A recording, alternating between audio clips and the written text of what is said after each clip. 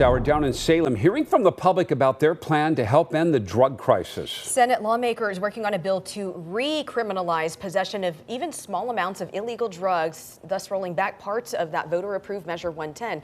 Lisa Balick here in studio with us now to share what that would do. And of course, there's still plenty of opposition in this. Yes, very much so. Nothing is a done deal, even though there's only just 2 weeks left of the special session that they have right now underway. The lawmakers promised they would work to try and stop open drug use, get more people into treatment. But even the bill they came up with has more than 100 pages of changes right now to try and get something done before the session ends in a couple weeks. Democrats and Republicans need each other to get this bill through, and no one wants another walkout. So they've come up with a compromise. It still would recriminalize possession of small amounts of illegal drugs like fentanyl and meth. But now it also includes longer possible jail sentences for possession and more ways to seek addiction treatment to avoid jail. New changes to the bill: if police stop someone with small amounts of illegal drugs, they can offer them a deflection program to get a behavioral assessment and meet with a caseworker to avoid going to jail. But completing a treatment program would not be required. And if someone's convicted, they would get probation. But if they violate that, they could get up to 6 months in jail. Law enforcement groups around the state, as well as DAs, city and county associations, support the changes to House Bill 4002.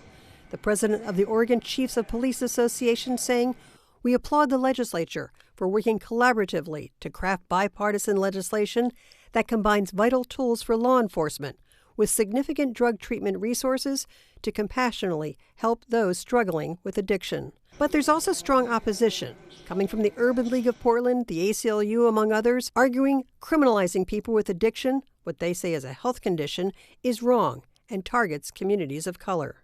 This bill will likely send thousands of people to jail for the low-level, victimless crime of possessing a very small amount of a banned substance for personal use. The max jail time is 180 days. Some critics worry the state doesn't have enough treatment programs already without recriminalizing and adding many more people. And there's a shortage of public defenders. So even if more drug dealers and users are arrested, they could be let go. Much to deal with, and again, they're trying to get this done pretty quickly. Now, one thing I noticed, even with all these changes, there was nothing written that specifically bans public drug use. Now, I checked on that, and lawmakers tell me if they make drug possession illegal, that would automatically make public use illegal as well. So this is something that, again, they're struggling with.